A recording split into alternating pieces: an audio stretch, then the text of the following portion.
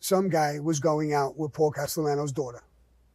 And one day he got a little uppity and with Paul Castellano in the house in front of his daughter and whatever. And he said to Paul, "You look like a chicken." Actually, he did look like a chicken. It wasn't a joke to Paul. He was very, very insulted that he was insulted in front of his daughter and his family. He ordered a hit on the boyfriend. They got him in Manhattan. There was a hell of a lot of guys there. Joe Messina, John Gotti, Frankie DeChico, a whole bunch of guys. Sonny Black, I think.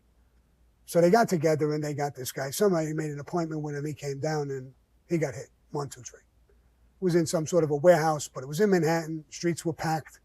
After they killed him, they couldn't really get rid of the body that easy. They got in touch with Roy DeMeo. Roy DeMeo came down with his crew. They came down, knives, little buzzsaws. They sawed the guy up into little packages like this and got rid of the body. Sal Vitale became the underboss, became an informant, and he talked about this story and cooperated against Joe Messina and a whole bunch of guys. But I heard this story direct from Frankie DeChico. He told me, "Sammy, it was unfucking believable. They came in, 1, 2, 3, they opened up a few little attaché cases and took out little saws, portable saws, knives. They cut this guy up in a split second. It was unbelievable. Put him in little boxes and walked out with him, one after the other, till he was gone." You walked in, you got shot in the head with a silencer. Somebody wrapped a towel around your head to stop the blood from going all over the place. Chris would jump out in his underwear because he didn't like to get his clothes dirty, and he'd stab you in the heart to stop the heart from pumping so the blood would stop. Then you were hung upside down in the shower.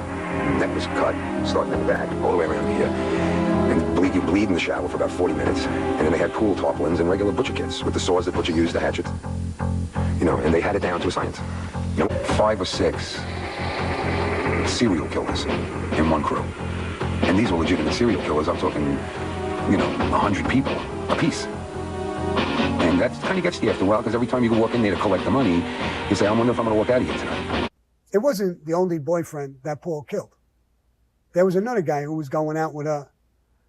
I don't know, he was making accusations about her, something, you know, sexually. I don't even remember what it was. Paul didn't like that either. He got killed too. Now, one day I was in his house and she came out. She was a very pretty girl. And she asked me if I date, if I go out. Boy, oh boy. I thought she might have been flirting. I don't know what she was doing, but I said, no. I'm married. I don't go out. I don't do anything. The last fucking person I would ever date is her. I'm not going to be number 3. Crazy story.